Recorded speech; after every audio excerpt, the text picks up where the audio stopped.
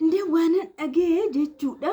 Even dubartii miti dubartii ishee deessee caccabbaddee maal jettee ijoollee guddisaa deemtu mititi.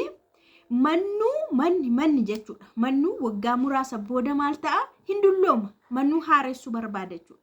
Manumti kun waggaa 10, 20, 30 booda hin madullooma jechuudha. Hin haareffamu taana qalamiin dibamu taana jechuudha. Maalan dhagaa seetan namichi maal jedhaa? Waaqa samaayidhaas buutee seetee dubartiin jechuudha kan bifa ishiis akka gaafa fuuteetti kan sii teessu akka gaafatti fuuteetti kan sii teessu malaa'iktii seete moo abbaate deessi dhiigni ishiin gannama ijoollee guddisuun mataan ishii kiw jedha bifni ishii bifa lama ta'a mataan ishii akka koo mataan irraa dhuma goofaree taati yoo barbaadde adii ta'a mataan ishii abbaate yoo barbaadde maadiyaatiitti ba'a fuulli ishiin gurraacha maal jechuu barbaaddeetu qoyati maal jechuudha dubartiin hammuma umuriin ishii dabalaa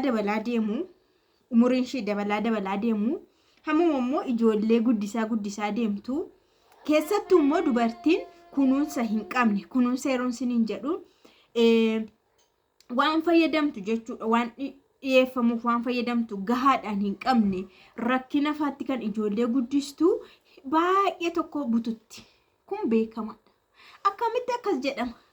Farra miira keessa galeen jechuun hankooyyuutu waggaa kana faa akka duraanii naan taane akka naa biyya arabaatii dhufte sanaa hin taane akka naa garaan keessuun dugdatti maxxane simmin quxurii fakkaachuu didde ammoo hin fufurdatte borciifaa baaste toonaan jedhe kunis akka jedhe bara akka duraanii keeshan qaxxin jettu borcii baaste sababa fufurdattee fi natti toluu didde kakumaanni kuna gaafa dhufte yookaas gaafa si baree gaafa dhufte ati simmin quxuriidha.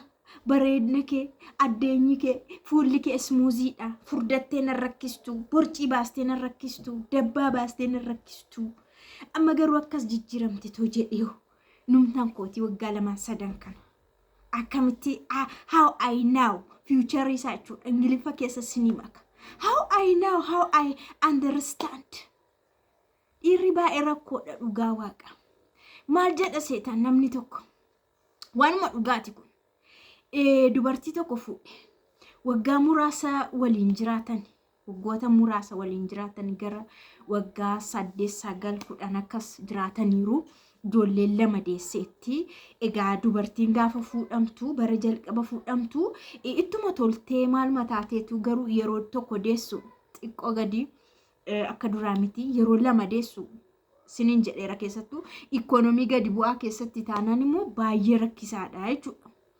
Ijoollee masanarra ta'a waan isheen qabdu ofii mashii sirreessitti ofii mashii hojjetti fi ofii mashii nyaachisti ofii mashii bakka humaa tokko ofiif yeroo sin qabdu ikoonomii siniin jedheera waan ta'eef bakkatti ikoonomii sirriitti akkasiin jiru maafi mushkil hojii gargaartonni ni jiraatu kan ijoollee guddisan jiraachuu danda'u kan nyaata mana kana qaban jiraachuu danda'u isheen immoo of qaqqabdee akkannaa duriitti akkannaa durii qaqaqaa jechaa ufte sanatti teessee eeggachuu dandeessu. Yeroo hundumaa roomaantikii fakkaattee teessee eeguu dandeessi.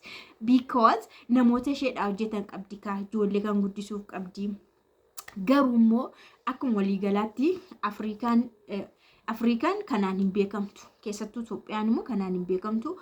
Biyya ofiidhuma ishii deessee ofiidhuma ishii guddifattee ofiidhuma ishiitti imimmaan buustee ofiidhuma ishii fuula 2 baastee akkasitti guddifattu. Akkanatti jechuudha Itoophiyaan akka jiru kanaan beekamu waan ta'eef. Namni kun maal godha seetanii erga isheen 2 deessee gaa dubartoonni yeroo dahan tokkoffaa qaamni isaanii baay'ee jijjiirama gariin isaanii fufurdatu jechuudha baay'ee fufurdatu gariin isaanii baay'ee qallataniitu nama wanti irra deemu qilleensa irra deemu faafa fakkaatu ishee akka koo jechuudha nama riimootiidhaan deemu faafa fakkaatu ishee akka koo jechuudha. Kana lamaan keessaa dubartii kana maaltu mudate isa baay'ee furdatan jechuudha furdattee yaa jijjiirama dubartiiti yeroo dubartiin tokko deessu qaamni ishii tootaaliin jijjiirama borciifaa garaan ishii guddatuu danda'a furdinni akka maleetti dhufuu danda'a yookaan gidduma galeessa furdachuu dandeesse dubartiin kun nama kana afaan argama kana jiraatte waggaa kana isa tajaajiltee ijoollee 2 deessee fi maal jedha itti toluu didde jechuudha baqa itti toluu diddee isheen yaanni ishee hundu ijoollee ishee irra jira. Ijoollee ishee kan kunuunsu ishee, abbaa manaa kan kunuunsu ishee, mana ishee kan hundu mataa ishee irra jira. Yeroo kam dubartiin kun roomaantikii fakkaattee eegde akkannaa duraanitti. Akkannaa duraan isa yeroo hundaa eegdutti akkamitti yeroo kam of qopheessite maal of goote yeroo ofii yoom of kunuunsiti dhugaa waaqa yeroo qabdi. Namni kun maadha baay'ee fufurdattee qaamni keellee akka durii miti. Atis ofii eegaan jirtu akka duraa sana ta'aan jirtu. Kanaafuu baay'ee natti tolaan jirtu jedhee dhiisee deeme. Waan dhugaadha irraa baradha. Dhiisee deema. Sabooda namni kun xiqqoo shiwaa akka hojii jajjabaallee qaba haa ta'u garuu isaanirraa hin hafu isaanuma jiraachisa. Isa booda maal godhachi deeme nama biraa faana jammara. Durba kan biraa faana jammara. Booda durba suni qabeenya isaarraa nyaatti. Wanduma isaa nyaatti. Baqa garuu maanidha isan kunuunsitu. Akka mana isaa jirutti isa abbaa warraa dhamti abbaa manaa dhamti waan hundumaa hin guutuuf. Baqa fedhima guutteef jechuudha. Fedhuma foonii guutteef isa booda qashqambaa ichaa deemti isheen birrii isaa irraa daqqantee akka barbaaddetti nyaatti jechuudha. Booda birrii isaa muxut gootee harkaa fixxe. Jannaan kunuunsi hin jiru. Jannaan akka mana isaa nyaata babbareedaa hin kennamuuf. Uffanni isaa gosa gosaan hin kennamuuf. Isheen faanuma waan akkasii qofa jiraatte jechuudha. Waggaa 3 ol kan irraa fagaate. Waggaa 3 ol irraa fagaate isaan asuma taa'anii warri isheen kun iddumanni dhiisee deemee jiru. Achumatti ijoollee guddataa jiru. Booda dubartii kana biratti deebi'ee barbaadee dhaqa jechuudha. Gaafa dhaqu dhaqee balbala isaanii rukutee seenaa. Ijoolleen guguddataniiru keessaa inni tokko hangafni sirriitti of beeka. Isatu jira yeroo inni dhaqu itti dubbachuu didee taa'ee maaliif dhuftee jedheeni sin barbaadeen dhufe jennaan duraan maanuu dhiistee deemte jedha mucaanii haati itti hin dubbanne cal jettee maal barbaacha dhufte jettee mucaatu haasofsiise. Bakka amma ifama sin gaafachuun dhufe isin baay'ee akka na fayyadanii isin baay'ee akka anaaf taatanii isintu na kunuunsaa ifama sin gaafachuun dhufe reefu naa galee haalli jireenyaa isheen itti na jiraachisaa turte. Kanaaf reefu naa galaa edaa haati manaa koo kuni duraan ana kunuunsuutti ijoollee ishii kunuunsuutti mana kana qabdee dhaabuutti yeroo ofii kennuu dhabde yeroo dhabde kana hundumaa ishee hubadheera. Amma garuu dhiifama akkanaa gootuun barbaada jedha. Erga amma kana nyaatamee ala argee maal argee bara fixee ka'ee jechuudha. Isa booda haati akkas jettiin jechuudha. Kana booda yeroon kee dhumeera. You haven't ምናምን በቃ እንግሊፈ sana dubbachuu barbaadeen na wallaalee nu biraa iddoo tokko illee qabdu yeroon qabdu xumuratteetta. Kanaafuu nurraa deemi. Anis kana dura si kunuunsu ijoollee kunuunsuutti yeroo waan dhabeef amma garuu of kunuunsee of maal godhee yeroo ofii kennee argeera waan ta'eef nama immoo argadheetiin jira. Nama na kunuunsu nama na jaallatu waan argadheef yeroo muraasa booda niin heerumaa. Kanaafuu you have to go outside jetti. You should have jetti. Should have. Must jechuudha. Isa booda akkasittiin ofirraa geggeessitee siniin jedha. Dubartoonni jechuudha dhugaa waaqaa nu dubartoonni kaleessa dura osoo hin heerumin bareedduu tokkodha. Anu gaafa dhufee amma borcina narra jira. Borcin jira jechuudha. This is garaagarummaa of dahuu bafiitinna no dahuu duraa fi dahuu booda jechuudha. Sorry. After jechuu barbaadeen ishee dhiifama naa godha bafiit isheen jedhe. Nagayna. After delivery and before delivery. Elshee ingiliffa ishee kana barbaadeen ishee. Argate dhugaa.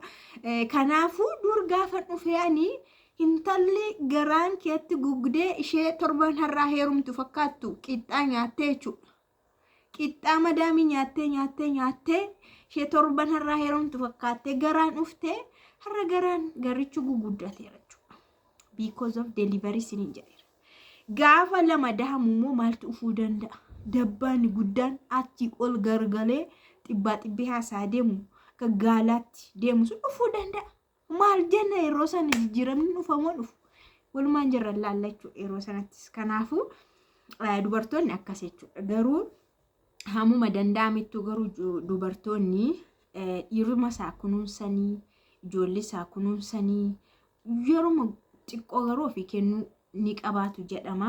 Haa ta'uuti akka walii galaatti immoo kan caccabanis ijoollee dahaniitu, kan fokkisanis ijoollee dahaniitu, kan dulloomanis ijoollee dahaniitu. Kana hundumaa kan godhan mana isaanii guddisuu fi abbaa manaa isaanii kunuunsuu fi ganama barii ka'uu, inni of sirreessaa, waan nyaatu nyaatee mana kana bittin godhee deemaa. Isheen immoo jalaa sassaabdii, meeshaa kana sassaabdee hin dhiqxii, mana ciisaa qulqulleessiti, nyaata ijoollee hojjetti, kan mana barumsaatti ergiti.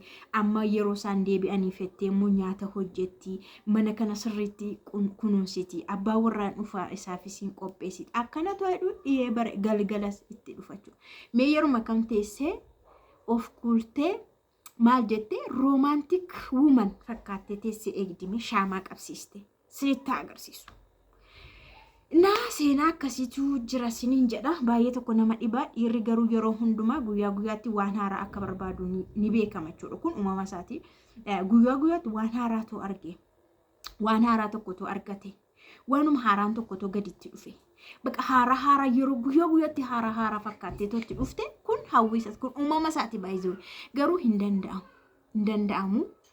Egaa I don't know future waan dhufuun beekamnu siniin jedha. Hordoftoota keenya galatti uumaa fataayidha.